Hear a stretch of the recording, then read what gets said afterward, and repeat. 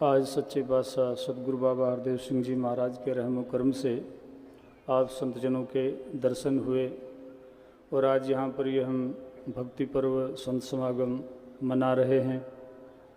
महात्माओं, हमें सदगुरु बाबा जी की कृपा से सत्य की समझ आई है। आज हम सदगुरु पर जो अटूट विश्वास कर रहे हैं, इसका भी एक कारण है। इस धरती पर जब मानव रूप में हमारा आना हुआ तो वह 4 चीज़ों के लिए हुआ है। हमारे धर्मशास्त्र बताते हैं कि इस धरती पर हम मानव की योनि से पहले बहुत बार आए हैं। आज से 5000 वर्ष पहले भगवान कृष्ण ने अर्जुन को कुरुक्षेत्र में गीता का उपदेश दिया और भगवान ने ऐसा माना। गीता के दूसरे अध्याय में एक श्लोक आता है, वासांसे जरणानि यथा विहाय नवानि गृह्णाति नरो प्राणी तथा शरीराणि जीर्णान्यानि संयाति नवानि ते। भगवान ने कहा, अर्जुन, जैसे हम पुराने वस्त्र हो जाने पर उनको परिवर्तन कर देते हैं, ऐसे ही ये जीवात्मा इस शरीर रूपी वस्त्र को परिवर्तन कर देता है। तो यानी कि इस धरती पर हम बहुत सारी योनियों से गुजर करके इस मानव योनि में आए हैं। तो इस मानव योनि में अगर आए हैं तो इसमें आने का जो हमारा उद्देश्य है वो 4 उद्देश्य हैं। और वो 4 उद्देश्य हमें कहाँ से प्राप्त होते हैं? वो गुरु के चरणों से प्राप्त होते हैं। ये श्री रामचरितमानस में गोस्वामी तुलसीदास जी महाराज ने कहा कि सीधे सीधे गुरु के चरणों में चले जाओ तो जीवन की समझ आ जाएगी। वो 4 उद्देश्य क्या हैं? वो गुरु चरणों से हमें प्राप्त होते हैं। तो रामायण का जो दूसरा कांड है, अयोध्या कांड जिसको हम बोलते हैं, गोस्वामी तुलसीदास जी महाराज ने जो पहला दोहा लिखा है, उसमें लिखा है, श्री गुरु चरण सरोज रज निज मन मुकुर सुधारी वर्णौ रघुवर विमल यश जोदायक फलचारी। 4 फलों की प्राप्ति गुरु की चरण रज से होती है। तो महात्माओं, आज हम सब यहाँ ठीक स्थान पर बैठे हैं। सदगुरु बाबा जी की चरण रज से हमें वो 4 फलों की प्राप्ति होती है। वो 4 फल क्या हैं? ये नहीं लिखा है गोस्वामी जी ने। वो 4 फल हैं धर्म, अर्थ, काम, मोक्ष। धर्म बुद्धि के लिए, अर्थ शरीर के लिए, काम मन के लिए, मोक्ष आत्मा के लिए। हमारे जीवन के 2 पक्ष हैं, एक आध्यात्मिक पक्ष है, एक भौतिक पक्ष है। तो इन 4 फलों में हमारे जीवन के दोनों पक्ष आ जाते हैं। तो गुरु के चरणों में हमें इन 4 फलों की प्राप्ति होती है। तो मानव रूप में जब हमारा आना हुआ तो ये 4 फल हमें महात्माओं की कृपा से, गुरु की कृपा से मिले हैं। आज हमें समझ आई है कि इस सारी दुनिया को बनाने वाला परमात्मा एक है। ये समझ कब आई है? धर्म ग्रंथों को हम पहले भी पढ़ रहे थे। ऐसा नहीं कि पहले नहीं पढ़ते थे, जब तक निरंकारी बाबा जी के चरणों में नहीं पढ़ते थे महात्माओं, लेकिन केवल वो शब्द बनकर रह गए थे, उनकी परिभाषाएं रह गई थी, पर उनमें जो सत्य का वर्णन था वो हमारे जीवन से दूर चला गया था। महात्मा, हम सब ये बातें बहुत पुरातन और सनातन से सुनते आ रहे हैं। हिंदू, मुस्लिम, सिख, ईसाई आपस में सब भाई भाई, लेकिन हुए नहीं है, केवल नारा रूप में बनकर रह गया है। हमने यहाँ पर एक स्लोगन पढ़ा, धर्म ब्रह्म की प्राप्ति, भरम की समाप्ति। वो कौन सा भरम था जिसकी समाप्ति हो गई है महात्मा? ब्रह्म के प्राप्त होने पर कौन सा भरम नष्ट हो जाता है? कहीं मजहब की दीवार हमारे भरम के रूप में खड़ी है, तो कहीं जाति की दीवार खड़ी है, तो कहीं प्रांतों की दीवारें खड़ी हैं। लेकिन ये हम कह तो रहे थे कि परमात्मा एक है, पर समझ नहीं आई थी महात्माओं। समझ तो गुरु देता है। आज निरंकारी बाबा हरदेव सिंह जी महाराज ने जैसे ही ये परमात्मा का साक्षात्कार कराया तो समझ आ गई, ये तो सब में यही परमात्मा समाया है। तो आज ये बात अगर सदगुरु बाबा जी कह रहे हैं तो पुरातन और सनातन भी यही बात पहले से ऋषियों मुनियों ने, महात्माओं ने कही है। अगर दुनिया से घृणा का अंत हो जाए तो कैसे हो सकता है? इसकी किसी डॉक्टर के पास कोई दवाई नहीं है। आज तक कोई डॉक्टर नहीं ऐसा हुआ कोई ऐसी दवा हमें खिला दे, कोई ऐसा इंजेक्शन लगा दे कि हम दूसरों से नफरत करना बंद कर दें, निंदा करना बंद कर दें। ऐसा दुनिया में एक ही डॉक्टर है जो हमारे सामने विराजमान है कि इंसान के मन से घृणा का अंत कर देता है। कैसे होता है घृणा का अंत? यजुर्वेद के 40वें अध्याय के 6ठे मंत्र में आता है घृणा का अंत कैसे होता है। यस्तु सर्वाणि भूतन्न आत्मान्यवानुपश्यति चह आत्मनम ततो न वयुपश्यते। जो सर्वत्र परमात्मा को देखता है वो कभी किसी से द्वेष नहीं करता, कभी किसी से घृणा नहीं करता। ये मंत्र पढ़ा तो हमने पहले भी था, लेकिन पहले केवल ऐसे शब्द थे, इसकी परिभाषा थी। ये हम समझते थे कि परमात्मा सर्वत्र है, पर देखा नहीं था इस परमात्मा को। तो बाबा जी ने कहा इस मंत्र के अनुसार सर्वत्र भगवान को देखो। जैसे ही ये परमात्मा सर्वत्र देखा तो घृणा का, नफरत का, द्वेष का अंत हो गया। आज से लगभग 1450 वर्ष पहले इस दुनिया के अंदर हजरत मोहम्मद मुस्तफ़ा सल्लल्लाहु अलैहि वसल्लम आए और आकर दुनिया में उन्होंने जब लव कोशाई की तो एक पैगाम दिया जो आज भी किताबी सूरत में हमारे हाथों में है। ला इलाहा इल्लल्लाहु मुहम्मद रसूलुल्लाह अल्हम्दुलिल्लाहि रब्बिल आलमीन अर्रहमानिर रहीम मालिक यौमिद्दीन इय्याका नअबुदु व इय्याका नस्तईन इहदिनस सिरातल मुस्तकीम सिरातल लज़ीना अनअमता अलैहिम गैरिल मग़ज़ूबि अलैहिम वलद्दालिन आमीन। अल्लाह के रसूल ने लब कोसाई करते हुए कहा कि जो तुम ये कायनात देख रहे हो, ला इलाहा इल्लल्लाह, ला के माने अरबी भाषा में आते हैं नहीं के, कि जो कुछ ये देख रहे हो सब मिट जाने वाला है, अल्लाह के सिवाय सब कुछ मिट जाएगा। अल्लाह के रसूल ने कहा एक अल्लाह ताला पर यकीन करो, अल्लाह ताला पर ईमान लाओ और सारी दुनिया को बनाने वाला एक ही अल्हम्दुलिल्लाहि रब्बुल आलमीन। अगर अल्लाह के रसूल कहीं ये लब कोसाई कर देते अल्हम्दुलिल्लाहि रब्बिल मुस्लिमीन तो हम मान लेते कि पैगाम मुसलमानों के लिए ही धरती पर आया है।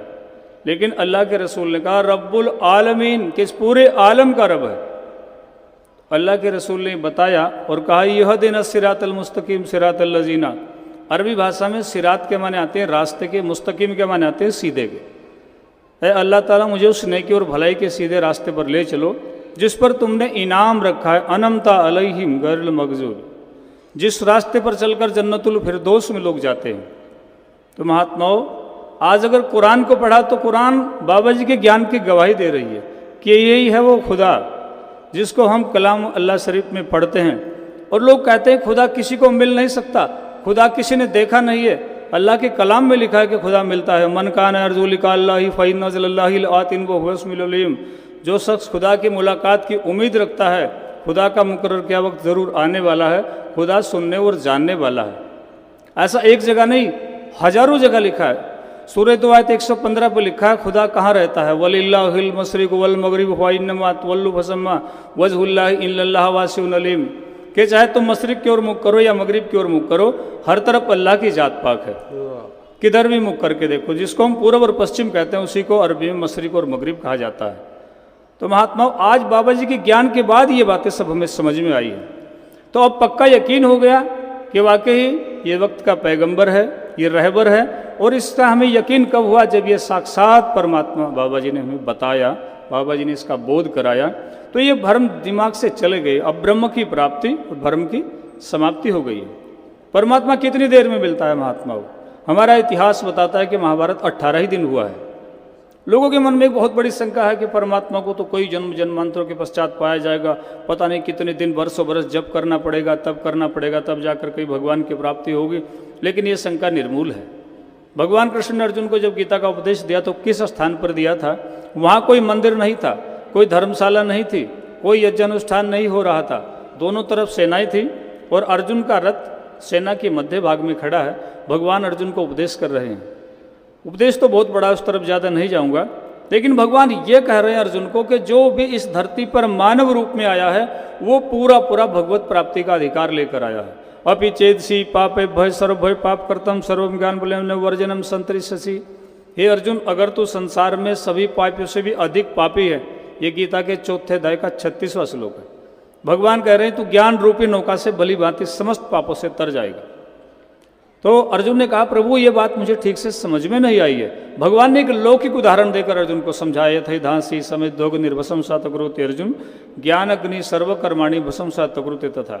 जैसे हम लोक में देखते हैं कि कहीं बहुत सारी सूखी लकड़ियां पड़ी हों, उनमें थोड़ी सी अग्नि रख दीजिए तो सबका जलकर राख हो जाती है। ऐसे ही ज्ञान अग्नि सर्वकर्माणी भसम सा तकुरुते तथा।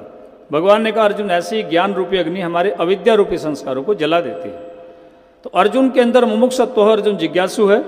जब भगवान ने ये कहा तो अर्जुन ने कहा प्रभु क्या ये कृपा मुझ पर हो सकती है? भगवान ने कहा तत्काल अभी हो सकती है। तो भगवान ने अर्जुन को दिव्य नेत्र दिए हैं। भगवान ने अर्जुन को कहा तुम मुझे इन आंखों से देखने में समर्थ नहीं है। गीता की 11वें अध्याय के 8वें श्लोक में भगवान कहते हैं न तो माम शक्य से द्रष्टुम नैने व स्वचक्षुषा दिव्यम ददामिति चक्षु पश्चिमी योगमेश्वरम। मैं तुझे दिव्य नेत्र देता हूँ जिनसे तू मेरे विराट रूप की पहचान करेगा अर्जुन। और भगवान ने ऐसा कहते हुए संकेत किया मैं शरीर नहीं हूँ, यह विनाशी हूँ, जो आज सदगुरु बाबा जी हमें बताते हैं। जैसे ही अर्जुन को ये संकेत हुआ तो अर्जुन तो सर्वत्र नमस्कार करने लगा। गीता के 11वें अध्याय का 40वां श्लोक, जो अर्जुन ब्रह्म का ज्ञान लेने के बाद, इस निंकार का अनुभव करने के बाद उच्चारण करता है, नमे पुरस्तादत प्रस्तस्ते नमोस्तुते सर्वतैव सर्व अनंत विर्यामित विक्रमस्तम सर्वे समापनोसी तथोसी सर्व। हे अनंत सामर्थ्य वाले, आपको आगे से नमस्कार हो, पीछे से नमस्कार हो, बाएं दाएं से नमस्कार हो, सर्वात्मा ने आपको सभी ओर से नमस्कार हो। अब आप सभी अंदाजा लगाइए, अगर परमात्मा कहीं दान करने से मिलता तो अर्जुन को तो समय नहीं था, 18 दिन तो महाभारत ही हुआ है, एक आध घंटा ही भगवान कृष्ण अर्जुन की बात हुई होगी, इसी बीच अर्जुन को ज्ञान हो जाता है। तो ये ज्ञान महात्माओं किसी जगह का मोहताज नहीं है। नमाज हक अदा होगी खुले मैदान में हमदम, हकीकत को ज़रूरत है ना मंदिर की ना मस्जिद की। हकीकत तो हकीकत होती है, तो ये कहीं भी मिल सकता है, क्योंकि परमात्मा सर्वत्र है। ईशावास्यमिदं सर्वम यत किंच जगत्याम जगत तेन तयक तेन भुज्यथा मागृत कस्य स्विधनम। इसको कहीं ढूंढने नहीं जाना पड़ता है। किसकी तलाश है? जो आंखों के रूबरू है। ये जुस्तजू नहीं है तो ही न जुस्तजू है, कहूँ नानक गुरु बिन नहीं सूझे, हरि साजन सबके निकट खड़ा। तो अल्लाह के रसूल ने कहा कि ऐसा खुदा है जो कभी मिटता नहीं है। कुल वल्लाहु अहद अल्लाहु समद लम यलिद वलम यूलद लम यकुल लहू कुफुवन अहद। वहीदुल्लाह शरीक है, ला वजू है, ला मकान है, ला फना है। ला के माने नहीं और फना के माने नासवान के और वजूद के माने आकार के।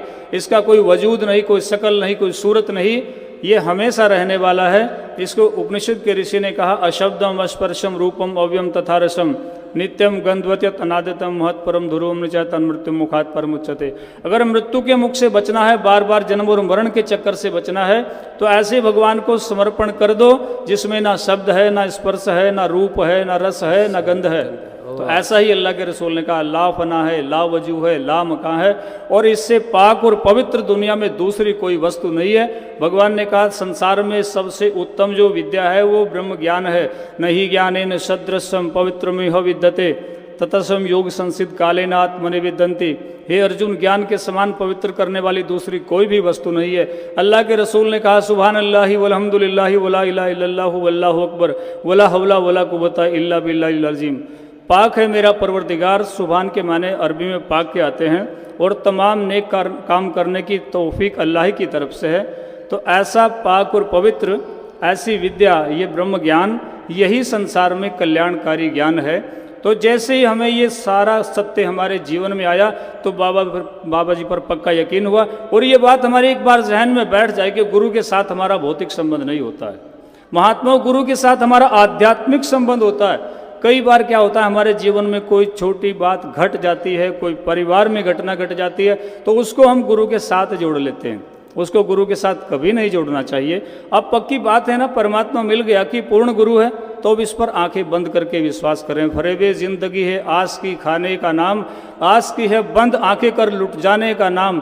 क्यों हुआ, कैसे हुआ, इससे हमें मतलब नहीं, बंदगी है हर वक्त तेरे शुक्राने का नाम। अब शिकायत का मसला खत्म हो गया। कभी भौतिक संबंध गुरु से नहीं मानना, आध्यात्मिक संबंध मानना है। इतने बड़े संकट से गुरु ने हमें बचाया है। जन्म मरण के दुख को देखिए, जन्म मरण का कितना बड़ा दुख है, कितनी योनियों से हम ये दुख भोग रहे थे, तो इतनी योनियों से, इस महान संकट से गुरु ने बचाया। क्या भौतिक बातों को हम कर रहे हैं। आज मेरी भैंस ने दूध क्यों नहीं दिया, मैं सत्संग भी करता हूँ, सेवा भी करता हूँ, सुमिरन भी करता हूँ, बच्चे को बुखार क्यों आ गया, ये तो प्रकृति का, ये प्रकृति बदलती है, यहाँ पर मौसम बदलते हैं, ये बातें तो होती रहती है। महात्माओं गुरु से संबंध जोड़े तो आध्यात्मिक संबंध जोड़े, और अंध आंखें कर इस पर विश्वास करके अब क्यों हुआ कैसे हुआ इससे हमें मतलब नहीं। अगर हम भारत के अतीत को देखते हैं तो वो हमारे वर्तमान से ताल्लुक़ रखता है। यहाँ पर हम भक्ति पर्वत समागम मना रहे हैं, अभी अनेक महात्माओं का जिक्र महात्माओं ने किया। ऐसा ही अतीत में भी संत करते थे। विभीषण जी लंका में बैठे भजन करते हैं, हनुमान जी गए हैं, और हनुमान जी जैसे विभीषण से मिलना हुआ तो हनुमान जी को विभीषण धन्यवाद देता है। अब मोहि भाव भरोस हनुमंता, बिनु हरि कृपा मिलई नहीं संता।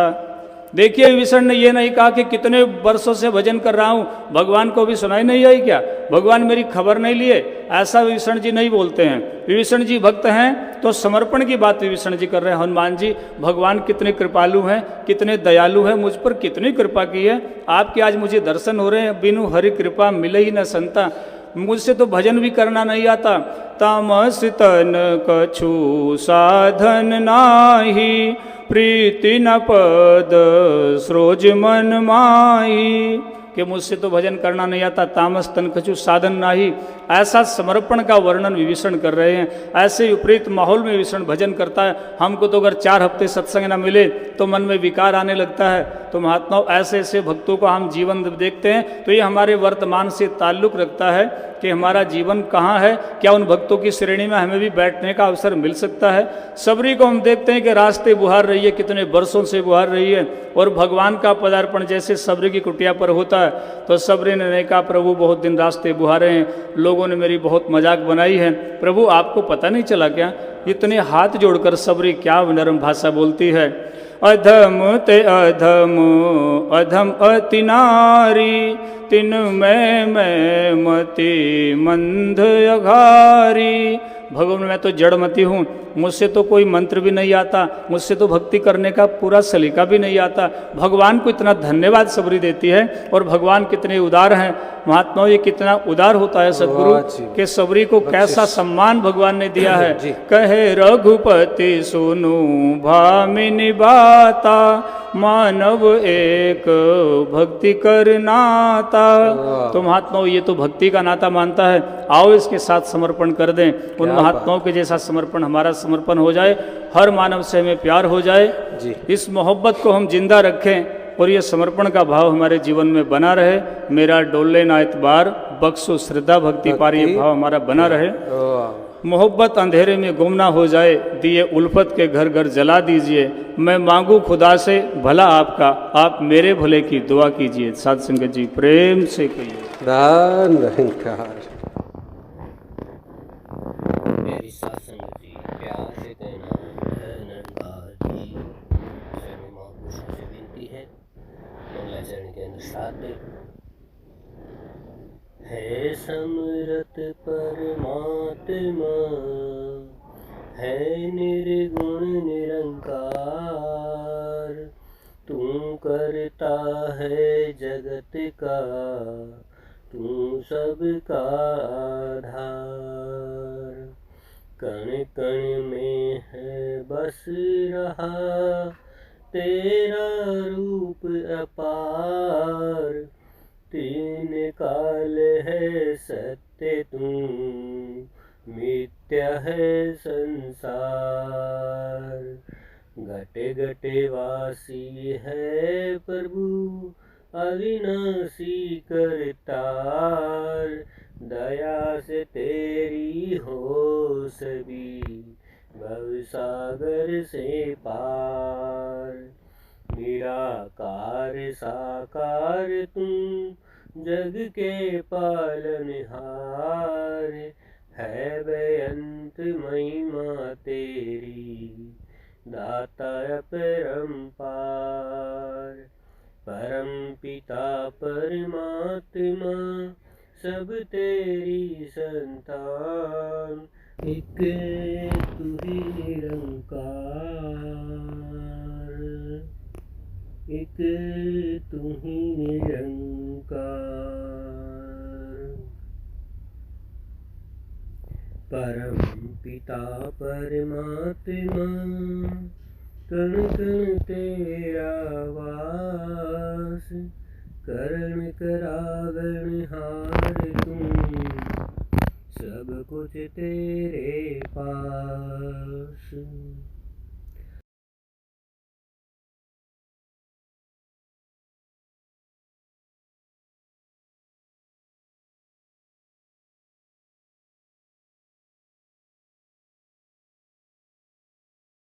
संग तुझको देख कर, अवतार करे अरदास।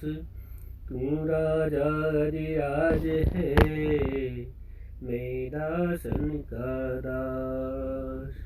एक तू ही निरंकार, एक तू ही निरंकार। रूप रंग है ना कोई रेखा, कोटि कोटि परिणाम तुम्हें। मन बुद्धि से परे है देखा, कोटि कोटि परिणाम तुम्हें। बेअंत असीम अथाह स्वामी, कोटि कोटि प्रणाम तुम्हें, सीताजों के ताज स्वामी, कोटि कोटि प्रणाम तुम्हें। आदि अनादि सर्वव्यापी, कोटि कोटि प्रणाम तुम्हें। युग युग में है तारे पापी, कोटि कोटि प्रणाम तुम्हें। हर घट के हरि अंतर्यामी, कोटि कोटि प्रणाम तुम्हें। आप है नाम आप ही नामी, कोटि कोटि प्रणाम तुम्हें। सब सृष्टि के पालनहारे, कोटि कोटि प्रणाम तुम्हें। सब सृष्टि के पालनहारे, कोटि कोटि प्रणाम तुम्हें। अवतार कहे हैं प्राणी अधारे, कोटि कोटि प्रणाम तुम्हें। अवतार कहे हैं प्राण धारे, कोटि कोटि प्रणाम तुम्हें। तेरी ओट टेक है तेरी, दूं में तन मन वार। निस दिन गुण गाऊं मैं तेरे, विनय करे अवतार। जब लग होई न तेरी आज्ञा, चल न सका कोई। अवतार कुछ न कर सके, जो तुम चाहे सो होय। तो प्यारी साथ संगत, छोटी सी विनती दास आपके सामने रखा है, इसे स्वीकार करना, दास को आशीर्वाद देना। अगर ये वीडियो आपको पसंद आए तो चैनल को लाइक करना, शेयर करना, सब्सक्राइब करना, और यूं ही आपका आशीर्वाद दास के ऊपर बना रहे। प्यारी साथ संगत जी, प्यार से कहना धन्यवाद जी।